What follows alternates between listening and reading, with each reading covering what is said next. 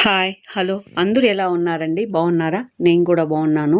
ఈరోజు నేనైతే ఆవకాయ అంటే అందరికీ తెలిసిందే కదా, కాకపోతే కొంచెం పాత పద్ధతిలో చూపించబోతున్నాను. ఇది టేస్ట్ అయితే చాలా బాగుంటుంది, ఆరోగ్యానికి కూడా చాలా మంచిదండి. ఆంధ్రాలో ఆవకాయకి ఒక ప్రత్యేక స్థానం అంటూ ఉంది. 1 కేజీ ఆవకాయకైతే 650 గ్రాములు నూనె అయితే సరిపోతుంది. ఇది ఇప్పుడు వేడి చేసి చల్లారబెట్టేస్తున్నాను. కేజీ ఆవకాయకైతే ఆవాలు 50 గ్రాములు సరిపోతాయండి. నేను కొద్దిగా ఎక్కువే వేసుకున్నాను. జీలకర్ర కూడా 50 గ్రాములు తీసుకున్నాను. జీలకర్ర వేయడం వల్ల అరుగుదల బాగుంటుంది, ఆరోగ్యానికి కూడా మంచిదండి. ఇప్పుడు మెంతులు అయితే 1 స్పూన్ తీసుకున్నాను. ఇకపోతే ఉప్పు అండి, ఉప్పు 100 గ్రాములు సరిపోతుంది. కొద్దిగా తక్కువే వేసుకోండి, చాలకపోతే మళ్ళీ వేసుకోవచ్చు, ఏమి ఇబ్బంది లేదు. ఇప్పుడు ఇవన్నీ పచ్చిగానే మిక్సీ పట్టేసుకుంటున్నాను. బాగా మెత్తగా ఇలా పౌడర్ లాగా తయారు చేసుకున్నాను. ఒక పెద్ద తెల్లగడ్డ పొట్టు తీసి పక్కన పెట్టుకున్నాను, అది కూడా ఇందులో వేసి మిక్సీ పట్టేస్తున్నాను. ఇప్పుడు ఒక గాజు ట్రే తీసుకున్నాను, బాగా క్లీన్ చేసి తుడిచి పక్కన పెట్టుకున్నాను. ముక్కలైతే ఇలా కట్ చేసుకోవాలి. ఇలా టెంక్ ఉండాలి. టెంక్ ఉంటే ముక్క గట్టిగా ఉంటుంది, మెత్తపడకుండా. మామిడికాయ ముందుగా క్లీన్ చేసుకొని తేమ లేకుండా తుడిచిపెట్టుకోవాలి. ఇలా కట్ చేసిన తర్వాత కూడా మళ్ళీ తేమ లేకుండా తుడిచి పక్కన పెట్టుకోవాలి.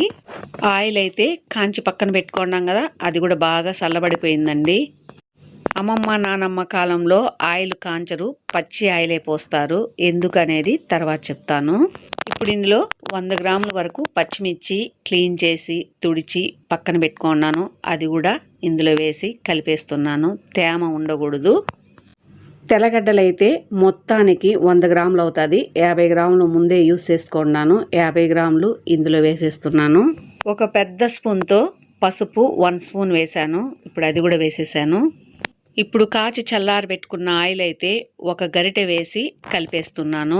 అమ్మమ్మ వాళ్ళ కాలంలో అయితే అల్లి పసందకాయ అని ఒక మామిడికాయ వస్తుంది, దాంతోనే ఆవకాయ పెట్టేవారండి. ఇప్పుడు ఏ కాయతో అయినా పెట్టేస్తున్నారు. అప్పట్లో అయితే మామిడికాయ తోటలు ఉండేవాళ్ళు, ఆవకాయ కోసమని అల్లి పసందకాయ ఒక చెట్టు మాత్రం పెట్టుకునేవాళ్ళు. ఆ అల్లి పసందకాయ అయితే టేస్ట్ అయితే చాలా బాగుంటుంది. 1 ఇయర్ అయినా మొక్క అయితే అస్సలు చెదరదండి. ఇందులో పచ్చిమిరపకాయలు వేసాం కదా, అవి మామిడికాయ ఊరే కొందుకు ఆ పచ్చిమిర్చి కూడా ఊరుతుంది. పచ్చిమిర్చి అయితే మొన్న కొద్దిగా కట్ చేశానండి. ఉప్పు కారం పులుపు అంతా అందులోకి వెళ్తుంది, టేస్ట్ కూడా చాలా బాగుంటుంది. ఇవన్నీ బాగా కలిపేసిన తర్వాత మూత పెట్టి ఒక అర్ధగంట 1 గంట సేపు అలాగే వదిలేయాలి. ఇప్పుడు 3 స్పూన్ల ఇంగువ వేసి కలిపేస్తున్నాను. కారం అయితే 150 గ్రాములు కారం తీసుకున్నాను. ఇది ఊరగాయ కారం అండి, టేస్ట్ కూడా చాలా బాగుంటుంది. ఇది కూడా వేసేసాను. ఊరగాయలకు వాడే కారం అయితే కారం బాగుండాలి, కలరు బాగుండాలి. ఇప్పుడు ముందుగా మిక్సీ పట్టుకున్నాం కదా, ఆవాలు జీలకర్ర మెంతులు తెల్లగడ్డలు, అది కూడా ఇందులో వేసి కలిపేయాలి. ఆవకాయకి గరిటతో పెట్టి కలిపితే బాగోదండి. ఫస్ట్లో ఇలా చేత్తోనే ముక్కలకి బాగా మసాజ్ చేయాలి. అదిమినట్టు ముక్కలకి ఇలా కారం అంతా పట్టించాలి. మధ్య మధ్యలో పక్కన ఉంచుకున్నాం కదా, ఆ ఆయిల్ వేసి కలుపుతూ ఉండాలి.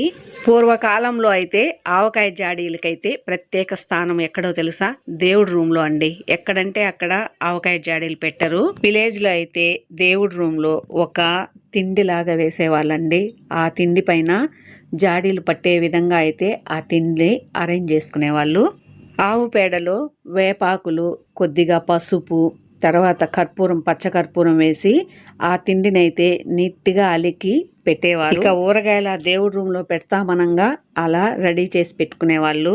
ఎందుకు అలా చేసేవాళ్ళు అయితే చీమలు, కాక్రోచులు, ఈగలు, దోమలు అలాంటివి ఆ ఛాయలకు కూడా వెళ్ళవు. అందుకని అప్పుడు పెద్దవాళ్ళు అలా చేసేవాళ్ళు. ఊరగాయలు పట్టేసిన తర్వాత జాడీలకు కట్టే క్లాతులు అయితే పసుపు అద్దేసి నీట్గా ఆరబెట్టి పక్కన పెట్టుకునేవాళ్ళు. దాంతోనే మూతి బిగించి దాని మీద జాడీ మూత పెట్టేవాళ్ళు. ఇంకో చిన్న జాడీలో అయితే 10-15 రోజులకు సరిపోయేలాగా ఊరగాయ అయితే తీసి పక్కన పెట్టుకునేవాళ్ళు. ఆ ముడులు కూడా ఎవరంటే వాళ్ళు ఇప్పలేరు, అంత టైట్గా వేస్తారు వాళ్ళు. అలా భద్రపిచ్చిన ఊరగాయలు అయితే 1 ఇయర్ అయినా పాడవండి, అంత కేర్ తీసుకునేవాళ్ళు. ఇందులో మనం కలిపే మసాలాలు అయితే ఆరోగ్యానికి కూడా చాలా మంచివి. జీలకర్ర అయితే అరుగుదలకు చాలా మంచిది. ఆవాలైతే చిన్నపిల్లలు సరిగా మోషన్స్ పోకపోయినా, కడుపు నొప్పి అయినా చిన్నపిల్లలకి ఇప్పటికి కూడా కొందరు నూరిపోస్తూ ఉంటారు. ఇంగువ డెలివరీ అయిన వారికి కూడా ఇంగువ అయితే వేయించి ముద్దలైతే తినిపిస్తూ ఉంటారు. కడుపులో ఏదన్నా చెడు ఉంటే పోతుందని.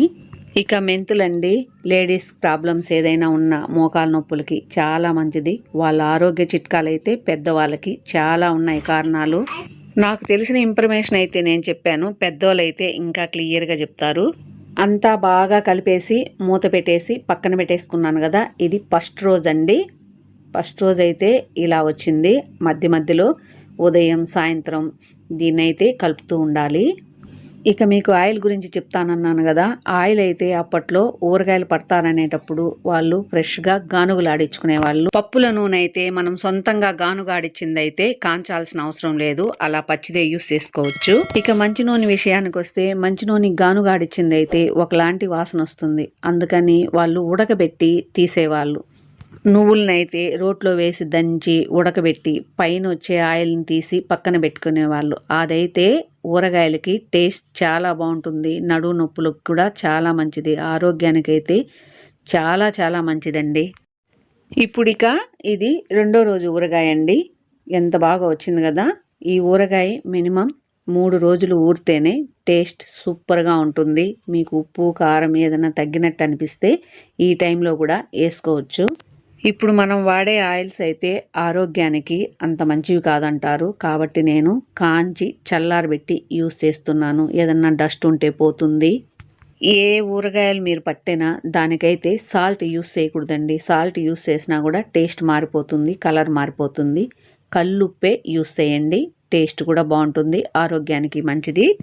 అంతే అండి. ఇక మామిడికాయ అయితే 3వ రోజుకి వచ్చేసింది. ఇంకా రెడీ అయిపోయిందండి.